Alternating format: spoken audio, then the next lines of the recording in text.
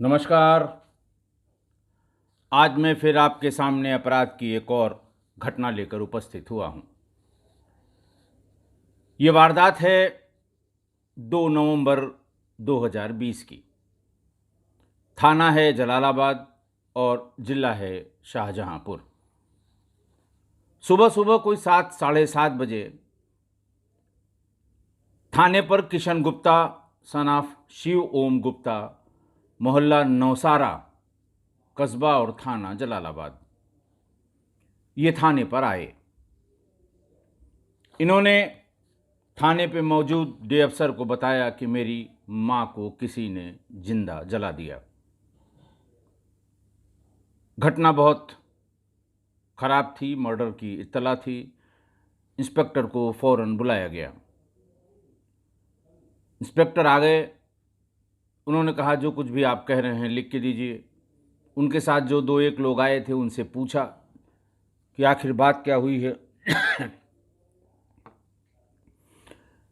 तो किशन गुप्ता ने बताया है कि उनकी मां रत्ना,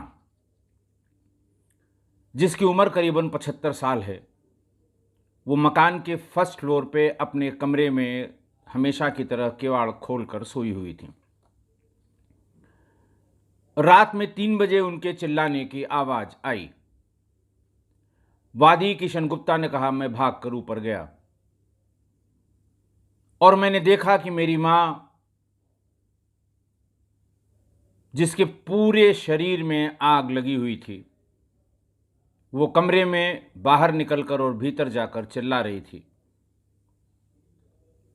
पूरी जल रही थी, लपटें पूरे शरीर से उसके निकल रही थी। जो कुछ पानी वहां उपलब्ध था उससे मैंने वो कपड़े अपने जो जल रहे थे उसको उतार के फेंकने का प्रयास कर रही थी। कम्बल, चद्दर, इन सब से मैंने जलती हुई मां को बचाने की कोशिश की। जब आग बुझ गई तो ये देख लिया कि बहुत बुरी तरह जली हुई है, सारे कपड़े उसके जल गए। उसे एक चद्दर में उड़ा के शोर मचाया। गांव के लोग, मोहल्ले के लोग, कस्बा जलालाबाद का मामला है, वो लोग आ गए। उनको अस्पताल ले जाया गया। अस्पताल में उनका जो दवा इलाज जो हो सकता है, आप जानते हैं बर्न इंजरी के केस में फ़ौरन मौत नहीं होती, क्योंकि स्किन जलती है उससे और बाकी वाइटल्स बिल्कुल ठीक रहते हैं। शुरुआत के घंटे 2 घंटे वो होश में रहती हैं, जो भी जलता है या जलती है। अपनी बातचीत करते रहते हैं और धीरे धीरे जब सेप्टिसीमिया डेवलप होता है, फफोले पड़ने लगते हैं, उसके बाद कॉम्प्लिकेशन शुरू होते हैं और उसके बाद ही कुछ होता है। उपचार के दौरान मेरी मां की मौत हो गई, ऐसा वादी किशन गुप्ता ने बताया, जो उसका छोटा बेटा था। इस आशय की, इस बाबत उसने एक तहरीर वहीं पर लिखी। उस पर एफआईआर करने के आदेश हुए। इस बीच में इंस्पेक्टर और बाकी थाने की फोर्स मौके पर पहुंच गए। कस्बे की बात थी, 10 मिनट में पहुंच गए। देखा कमरे में जमीन पर इसकी माँ, वादी की माँ रत्ना, वो लिटाई गई है। उसके ऊपर एक चद्दर डाल दिया है और वहाँ उस कमरे में आसपास वो दौड़ी है। आग लगने के बाद तो जगह जगह उनकी साड़ी के जले हुए टुकड़े गिर गए थे। कॉटन की साड़ी नहीं थी, आजकल जो साड़ी चलती है सिंथेटिक, वो थी। शरीर में चिपक गई होगी, जल जल के गिर रही होगी। उसका विभत्स स्वरूप देख के इंस्पेक्टर भी परेशान हुए। उन्होंने फ़ौरन 8 बजे ही कंट्रोल रूम को ये बताया कि इस तरह से एक बुज़ुर्ग महिला की जलाकर हत्या की गई है। पूरे कमरे में केरोसिन ऑयल यानी मिट्टी के तेल की महक आ रही थी। जगह जगह बिखरा हुआ भी मिट्टी का तेल था। ऐसा लग रहा था किसी जानने वाले ने ही उनके शरीर में मिट्टी का तेल उड़ेल कर माचिस दिखा दी। गंभीर घटना थी, दर्दनाक घटना थी, अमानवीय घटना थी। हेडक्वार्टर से फ़ौरन सभी यूनिट्स को बुलाया गया। भीड़ तब तक, पूरा कस्बे की बात थी, बड़ा कस्बा है जलालाबाद। भीड़ पूरी इकट्ठा हो गई। लोग जानने की कोशिश कर रहे थे, हुआ क्या, हुआ क्या, हुआ क्या। इस बीच में उनकी तहरीर पर, किशन गुप्ता की तहरीर पे मुकदमा 326 और 302 जलाने और हत्या करने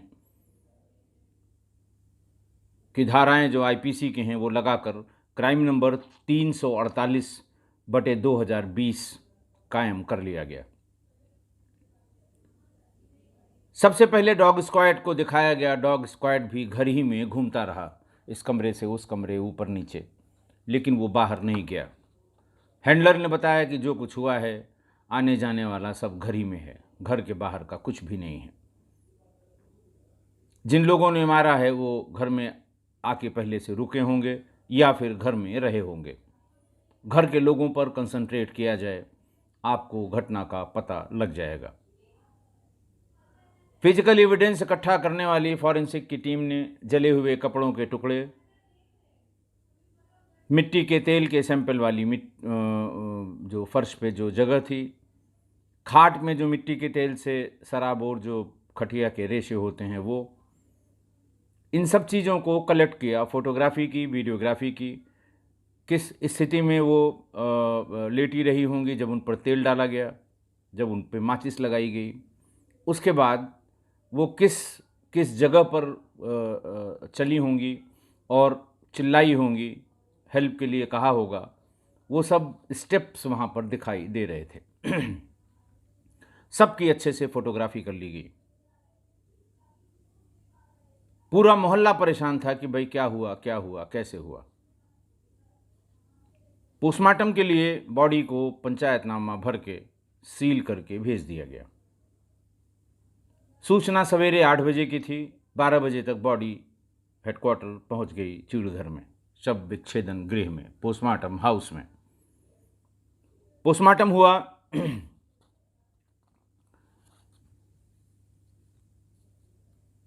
पोस्टमार्टम रिपोर्ट भी शाम तक थाने पर आ गई।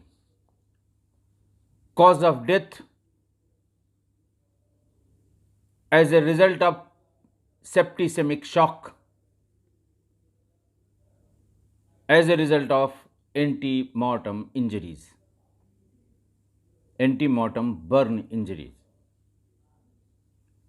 सेप्टिसेमिक शॉक से बुजुर्ग महिला की मृत्यु हुई थी,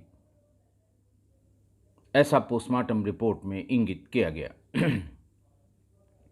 जसवीर सिंह थाना प्रभारी जलालाबाद थे। मैं पहले भी जसवीर सिंह के बारे में बता चुका हूँ। अच्छा इंस्पेक्टर, विवेचना का मास्टर, बहुत ज़्यादा जोर दबाव झेलने वाला अधिकारी नहीं था। जो सही होता था वो ज़रूर करता था और इस बारे में उसकी वो मशहूर भी था। और इस सिलसिले में किसी ने उसकी कभी मुझसे शिकायत नहीं की कि किसी के दबाव में, किसी के जोर में, किसी के कहने पर, किसी के इंगित करने पर, किसी पॉलिटिकल आदमी से डर कर उसने कोई इन्वेस्टिगेशन की हो। लिहाजा इन्वेस्टिगेशन उसने शुरू की।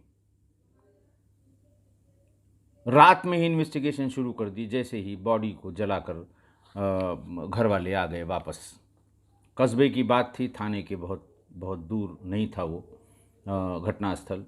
वो खुद चले आए, पूरी टीम को ले आए, बात करनी शुरू की, मोहल्ले वालों से बात करनी शुरू की। और रात होते होते चीज़ें पता लगने लगीं। पता ये लगा कि जो वादी हैं किशन गुप्ता, वो शिव ओम गुप्ता के छोटे बेटे हैं। शिव ओम गुप्ता के 2 ही औलाद थी, बड़ा वाला आकाश गुप्ता और छोटा वाला किशन गुप्ता। आकाश गुप्ता की शादी वहीं उसी मोहल्ले में, जिस मोहल्ले में ये लोग रहते हैं, नौसेरा, मैंने आपको बताया, नौसारा मोहल्ले में उनकी शादी हुई थी और उसकी पत्नी का नाम दीप शिखा और सोनी था।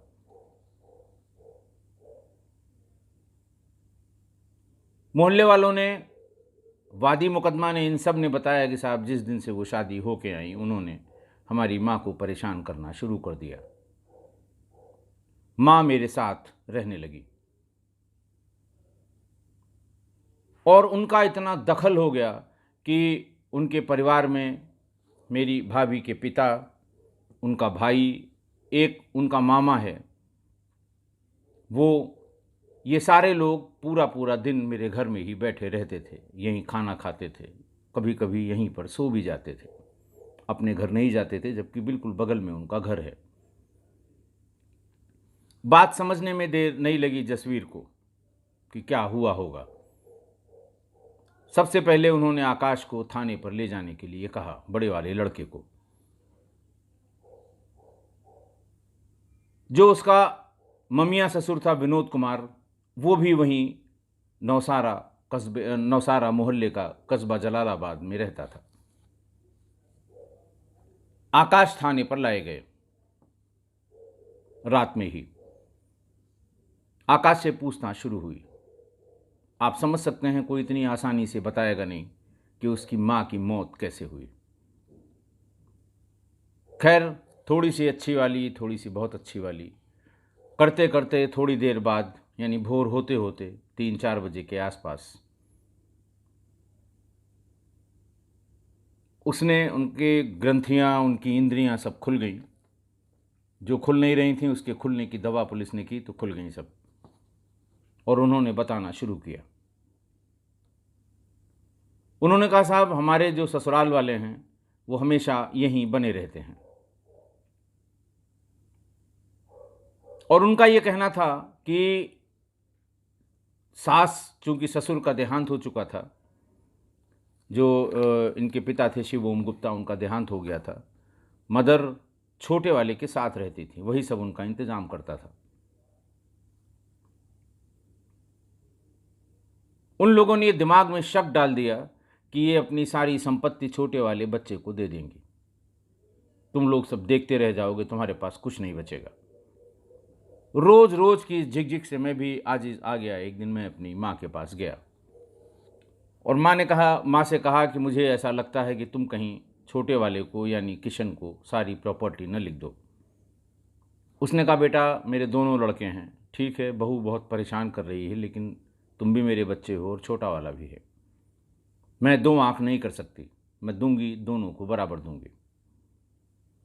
ये बात उन्होंने अपने ससुराल वाले को कम्युनिकेट कर दी, आकाश ने, कि वो कह रहे हैं कि हम दोनों को बराबर देंगे। ससुराल वाले फिर भी नहीं माने। उन्होंने कहा, ना अभी तुम लिखा लो, नहीं ये बिल्कुल नहीं देगी, मैं बता रहा हूं जिस तरह की बातें होती हैं।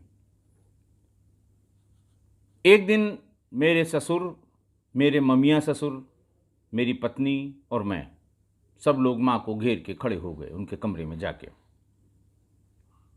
कि तुम हमारे नाम सारी प्रॉपर्टी कर दो, उसकी जब शादी हो जाएगी तो हम उसको आधा हिस्सा दे देंगे, नहीं तो तुमने अगर उसको अभी दे दिया पूरा हिस्सा तो वो बेच कर यहाँ से चला जाएगा, अपनी बीवी के साथ कहीं और रहेगा, हम लोग क्या करेंगे, झक मारेंगे। माँ रत्ना ने कहा कि नहीं ऐसा नहीं होता, ऐसा कैसे हो जाएगा, हम कैसे उसको न दें, हम बिल्कुल देंगे। आकाश ने कहा कि ये करीब करीब 2 महीने तक सब लोगों ने मिलकर प्रयास किया, धमका के, डरा के, बता के, और घटना वाले दिन फिर सब लोग आए। मैं भी गुस्से में था कि आखिर सब लोग कह रहे हैं, ये मान क्यों नहीं रही है। मैं, मेरी पत्नी, ममिया ससुर, मेरे ससुर, सब लोग आए। रात में खाना वाना खाने के बाद फिर उनके पास बैठ गए और उनसे फिर वही कहने लगे कि तुम फौरन नाम हमारे कर दो, कल हम लोग गाड़ी लेके आएंगे, तुम्हें तहसील चलना होगा, तहसील चल के जितनी प्रॉपर्टी है वो मेरे नाम कर दो, जो भी मकान है, दुकान है, वो सब हमारे नाम कर दो। हम इस बात का एक एफिडेविट दे देंगे कि जब छोटे वाले की शादी हो जाएगी हम उसका हिस्सा उसे वापस कर देंगे। उस दिन माँ भी तैश में आ गई। उसने कहा, एक ही बात मैं बार बार कह रही हूँ, तुम लोग भी एक ही बात बार बार कह रहे हो कि हम देंगे तो बराबर देंगे, हम कतई किसी एक को नहीं देंगे। बात बिगड़ने लगी, बहुत ज़्यादा बात हो गई, कहा सुनी हो गई। माताजी उनकी बहुत सामान्य रूप से बहुत उग्र कभी नहीं होती, लेकिन उस दिन उग्र भी हो गई। इसी बीच आकाश का कहना है कि मेरे ससुर ने कहा, ससुर कहता है कि आकाश ने कहा। कि आज इसको जिंदा ही फूंक दो, ये ऐसे नहीं मानेगी। जब आधा ही मिलना है तो इसका क्या एहसान है, ये मर जाएगी तो वैसे भी आधा मिल जाएगा। और नीचे से जरीकेन जिसमें मिट्टी का तेल रखा हुआ था वो इसकी पत्नी, जिसका नाम दीपशिखा और सोनी था, वो ले आई। इसने चिल्लाना शुरू किया, इसका मुंह बंद कर दिया गया, उस पर लिटा दिया खटिया पे, और पूरे शरीर को मिट्टी के तेल से भिगो दिया।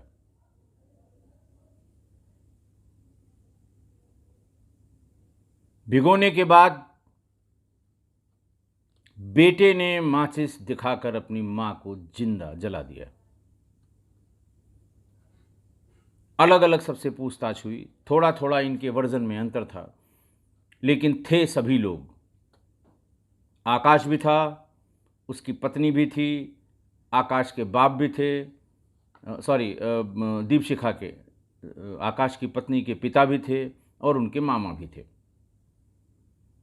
कौन मिट्टी के तेल लाया, किसने माचिस दिखाई, इसमें थोड़ा थोड़ा अंतर, एक दूसरे पर आरोप मढ़ रहे थे। अपनी बात कोई बता नहीं रहा था, लेकिन थे सभी लोग। सवेरे 7-8 बजे तक इन सभी लोगों को थाने पर लाकर जमा कर दिया गया। सबसे अच्छी पूछताछ हुई, जो मैंने आपको बताया कि पूछताछ में थोड़ा थोड़ा अंतर आ रहा था। 10-11 बजे तक चीज़ें बिल्कुल क्लियर हो गई।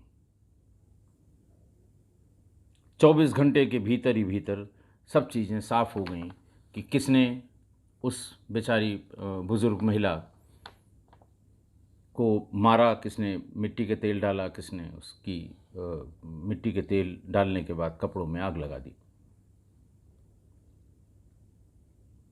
आकाश,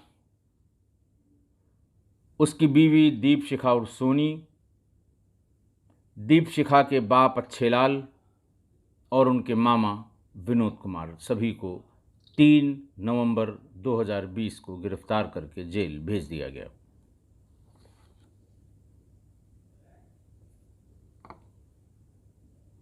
बीस दिसंबर 2020 को सभी गवाहों के बयान, सर्कमस्टांशियल एविडेंसेस जितने भी कलेक्ट हो पाए वो, पोस्टमार्टम रिपोर्ट, एफएसएल की रिपोर्ट जिसमें मिट्टी के तेल का होना, पोस्टमार्टम में बॉडी पे जो स्मेल है वो भी लिखी हुई थी कि इसमें केरोसिन ऑयल की महक आ रही है पूरी बॉडी से। सब कनेक्ट करके और फिर चार्जशीट नंबर 627 पर 20 दिसंबर 2020 को अदालत में दाखिल कर दिया गया। अब आज की घटना, पूरी घटना आपके सामने है। पुत्र तो कुपुत्र इतिहास में बहुत ढेर सारे हैं, लेकिन यहाँ पर अकेले कुपुत्र ही नहीं था, उसकी पत्नी और कुपुत्र का पूरा ससुराल एक साथ था। एक नाजायज़ बात के लिए, एक गलत बात के लिए, एक इल्लीगल बात के लिए अपनी मां पर दबाव बना रहे थे। नई शादी के बाद लड़की के मायके वालों का अपने लड़की के कामकाज में हस्तक्षेप करना, ये विघटन का बहुत बड़ा कारण है।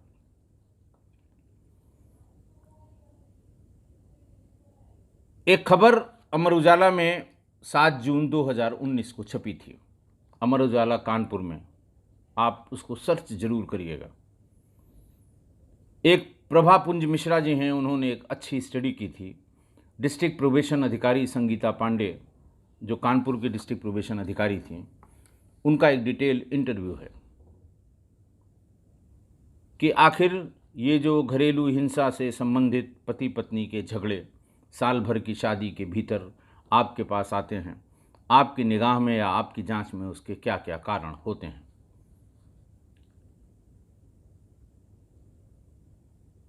रागिनी पांडे, जो डिस्ट्रिक्ट प्रोबेशन अधिकारी, जिन्हें जिला परिवीक्षा अधिकारी भी कहते हैं, हर जिले में होते हैं, रागिनी ने बताया कि साहब, जब घरेलू हिंसा या डोमेस्टिक वायलेंस एक्ट के मुकदमे कायम होते हैं तो कोर्ट उसको प्रोबेशन ऑफिस में रिफ़र कर देती है कि आप इनकी काउंसलिंग कराइए। ये माननीय सुप्रीम कोर्ट का आदेश है कि पति पत्नी के बीच के झगड़े को पहले काउंसलिंग में सुलझाने का प्रयास किया जाए। जब नहीं हो पाता है 3 महीने का समय दिया जाए, काउंसलिंग में दोनों लोगों को बुलाया जाए, कोशिश की जाए कि दोनों परिवार एक हो जाएं। लेकिन फिर भी ऐसा नहीं होता है तो आपराधिक मुकदमा जो उनके ऊपर कायम है उसी में नियमानुसार कार्रवाई की जाए। बहुत बड़ी संख्या में डिस्ट्रिक्ट प्रोबेशन ऑफिसर ने काउंसलिंग कराई थी। उन्होंने 2 घटनाओं का उसमें जिक्र किया है। पहली बात तो उन्होंने ये बताई कि जो लड़की ब्याह के आई और पूरा दिन उसकी माँ, बाप या भाई पूरा दिन उसको फ़ोन करने लगे, क्या चल रहा है, क्या हो रहा है, कहाँ जा रही हो, सास ने क्या कहा, ससुर ने क्या कहा, हस्बैंड का बिहेवियर क्या है। 2-4 दिन तो बात समझ में आती है, लड़की है उनकी, नई घर गई है, नई जगह गई है, ये बात तो समझ में आती है। लेकिन हर दिन सालों साल ये विघटन का कारण है। ये करो, ऐसा मत करो, अपना अधिकार बनाए रखना, वहाँ घूमने चली जाओ, ये सामान खरीद लो। नेचुरली माँ के साथ जो बच्ची 20 साल 25 साल रही है उसे फ़िलहाल माँ की ही बात अच्छी और सही लगती है, इसलिए वो उसको मनवाने की कोशिश करती है अपने ससुराल में, और यही झगड़े का कारण हो जाता है। जो 2 एग्जाम्पल उसमें कोट किए गए हैं उसमें जवाहर नगर निवासी एक लड़की ने 7 महीने पहले नवाबगंज के एक लड़के से शादी की। घरेलू हिंसा का मुकदमा दाखिल हुआ। कोर्ट ने उसको रीडायरेक्ट किया डिस्ट्रिक्ट प्रोबेशन ऑफिस में कि आप इनकी काउंसलिंग कराएं। दोनों पक्ष आए, काउंसलिंग हुई। रागिनी पांडे का कहना था कि मैंने जानने की कोशिश की झगड़े की शुरुआत कहाँ से हुई। वहाँ पर लड़की ने बताया कि मेरी माँ फ़ोन करके हाल चाल लेती हैं और वो डिफेंड करती रही कि उनका काम है, बिल्कुल सही है, वो अपनी बेटी का हित सुरक्षित करने के लिए वो बातचीत करती रहती हैं। एक दिन मैंने उनको बताया कि आज मार्केटिंग के लिए हम लोग सीसामऊ जा रहे हैं, मेरे पति ने कहा है कि हम लोग सीसामऊ की मार्केट में मार्केटिंग करेंगे। माँ तुरंत नाराज़ हो गई, बोली ये देहाती मार्केट में तुम क्यों मार्केटिंग करने जा रही हो, सीसामऊ की कोई मार्केट है, उससे कहो कि तुमको गुमटी की मार्केट या नवीन मार्केट में मार्केटिंग कराने के लिए ले जाए। मैंने अपने पति से यही बात कही कि तुम गुमटी या नवीन मार्केट चलो जहां हम लोग मार्केटिंग करेंगे। उसने कहा नहीं, सीसामऊ एक तो पास में है, दूसरे हमारे बजट के हिसाब से वो मार्केट है। इसी बात पे झगड़ा शुरू हो गया। चूँकि लड़की की माँ ने कहा था, वो इंसिस्ट करने लगी कि नहीं, जाएंगे तो गुमटी ही जाएंगे, जाएंगे तो नवीन मार्केट ही जाएंगे। तू मैं के बाद बात बढ़ती गई और उसके बाद डोमेस्टिक वायलेंस में मुकदमा लिखाने की नौबत आ गई। उसमें उनका कहना यह था कि कितनी छोटी सी बात है, अगर वो सीसामऊ ले जा रहा था तो माँ को ये कहना चाहिए था कि बेटा कोई बात नहीं, मार्केटिंग के लिए ले जा रहे हैं तो जाओ, देखो वहाँ क्या तुमको मिलता है। उन्हें ये बताने की क्या या सजेस्ट करने की क्या ज़रूरत थी कि वो तो बहुत लोअर क्लास की मार्केट है, जाओ तो यहाँ जाओ। एक छोटी सी चुगली कह लीजिए, सलाह कह लीजिए, या गुमराह करने वाली बात कह लीजिए, मार्केट तो मार्केट है, कहीं भी ले जाता वो। 2 बार 4 बार 6 बार के बाद बातें जब सेटल हो जाती हैं तब फिर कोई दिक्कत नहीं होती। दूसरा प्रकरण उसमें उन्होंने जो लिखा है अखबार में, जो मैंने आपको बताया कि ये 7 जून 2019 अमर उजाला नागपुर के जो ई एडिशन है उसमें है। उसमें लिखा कि 1 साल पहले किदवई नगर की लड़की की चकेरी के लड़के से शादी हुई। वही दिन में 3 4 5 बार घर से फ़ोन आने लगा लड़की के। ज़्यादातर उसकी माँ या उसकी बहन फ़ोन करती थी। 7 महीने पहले की शादी थी। दूसरे तीसरे महीने में ही जब भी वो फ़ोन करती तो बताती है कि मैं ये कर रही हूँ, सफाई कर रही हूँ, डस्टिंग कर रही हूँ, पोछा लगा रही हूँ, खाना बना रही हूँ। 4-6 दिन बाद ही उसने कहा कि ऐसा करो, ये सब तुम्हारा काम नहीं है, इसके लिए तुम्हारी शादी नहीं की है, अपने ससुराल वालों से कहो काम वाली लगा लें। और जब तक वो लगाते नहीं हैं तुम कोई काम मत करो। इनिशियल तो हिचकिचाहट हुई उस लड़की में, लेकिन माँ ने कहा था तो उसने काम करना घर का बंद कर दिया। जैसे ही सवेरे की चाय बंद हुई, जैसे ही बर्तन का साफ करना बंद हुआ, वैसे ही घर में कलेश शुरू हो गया। उसका भी तरीका उनकी माँ ने बताया कि काम बांट लो, आधा काम तुम्हारी सास करें, आधा तुम करो, तुम अकेले क्यों करोगी।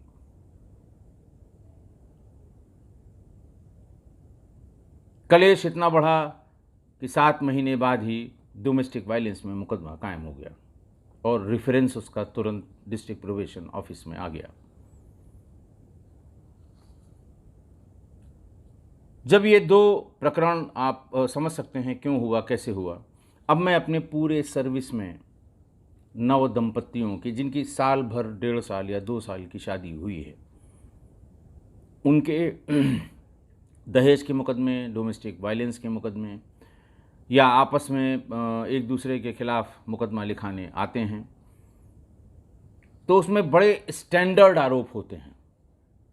पति की तरफ से पत्नी के खिलाफ और पत्नी की तरफ से पति के खिलाफ बिल्कुल स्टैंडर्ड एक तरह के आरोप होंगे। शादी चाहे जिस बैकग्राउंड की लड़की की, चाहे जिस बैकग्राउंड के लड़के से हुई हो, पति अपने पत्नी के विरुद्ध जो आरोप लगाता है, उसका पहला आरोप है कि ये अकारण मायके चली जाती है, बिना किसी रीज़न, बिना किसी ओकेज़न के अचानक के मायके चली जाती है, बार बार मना करने के बाद भी नहीं मानती, भाग भाग के मायके चली जाती है, एक आरोप। दूसरा, यह आत्महत्या करने की धमकी देती है कि मैं सुसाइड कर लूँगी, पूरा परिवार जेल जाएगा, लिख के जाऊँगी मैं कि मुझे किसने किसने किसने किसने तंग किया है। तीसरा, अलग मकान या अलग फ्लैट में रहने के लिए जिद करती है कि यहाँ इस भीड़ में हम नहीं रहेंगे, अलग फ्लैट लो, अलग मकान लो। ये भी बहुत कॉमन आरोप है जो पति अपने पत्नी पर लगाता है। ये जिद करते हैं कि माँ बाप को छोड़ो, हम लोग अलग रहेंगे, अपनी अलग ज़िंदगी हम लोग बसर करेंगे।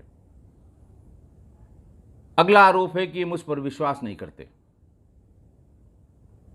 मैं 10 मिनट के लिए भी कहीं चली जाऊं तो ये पीछा करते हैं, कहाँ गई। मैं किसी से बात करूं तो पीछा करते हैं, किससे बात हो रही है। ये विश्वास नहीं करते। अगला आरोप कि साहब ससुराल वालों की दखलंदाजी है, जो आज की घटना में है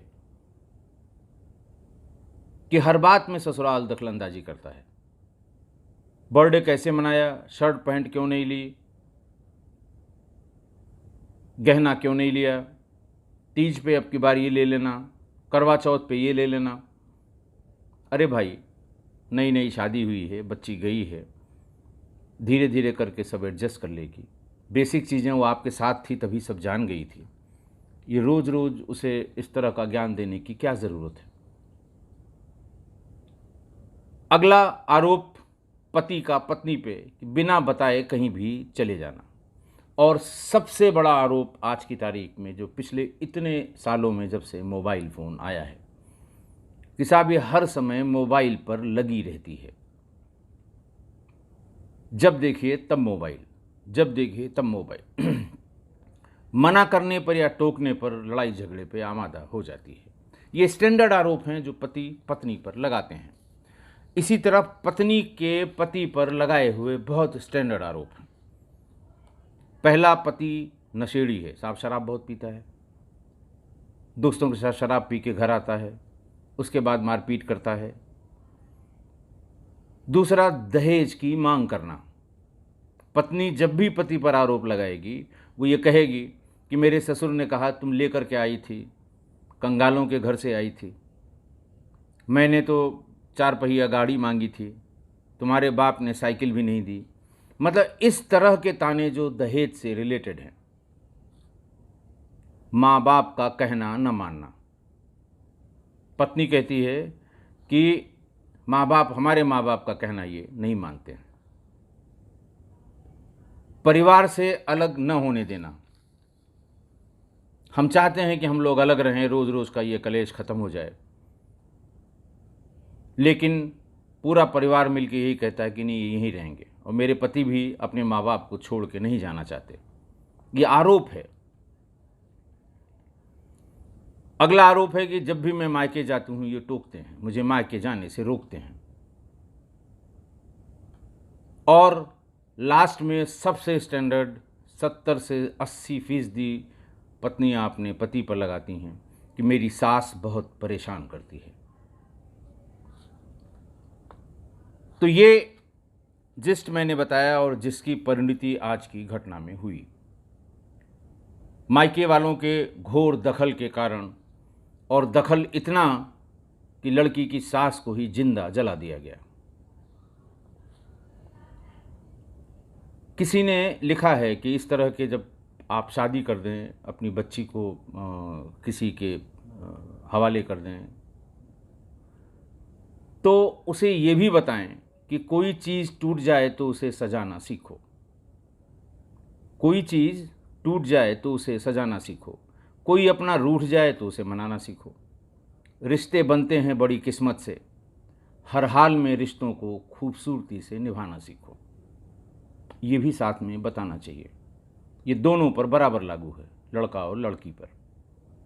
बजाय इसके कि उसे बार बार पति के विरुद्ध, सास के विरुद्ध, ससुर के विरुद्ध, ससुराल के विरुद्ध बात करने के लिए, आगे बढ़ने के लिए कहा जाए, उसको ये भी बताना ज़रूरी है कि अगर कोई बात हो गई है तो उसको एमिकेबली सॉल्व कर लीजिए। और अब उस लड़के को क्या कहें जिसने अपनी माँ को जला दिया। असलम कोलसरी का एक शेर है, अक्सर कोट किया जाता है कि शहर में आकर पढ़ने वाले भूल गए, शहर में आकर पढ़ने वाले भूल गए, किसकी माँ ने कितना जेवर बेचा था। ये माँ का चित्रण है, अपने बच्चे की पढ़ाई के लिए जेवर तक बेच देती है। बाहर कहीं इंजीनियरिंग या मेडिकल में उसका हो जाए, वो कभी नहीं, उसने कहा कि 2.5 लाख रुपए लगेंगे, चाहे जहाँ से ला के दे वो देगी। और ऐसे पुत्र ने आज अपनी माँ को जिंदा जला दिया ससुराल वालों के कहने पर। बहुत दुखद है, अप्रत्याशित है, नहीं होना चाहिए, लेकिन लगभग हर दिन हो रहा है ये। आशा है आप मेरी बात से सहमत होंगे। आज के लिए बस इतना ही। बहुत बहुत धन्यवाद।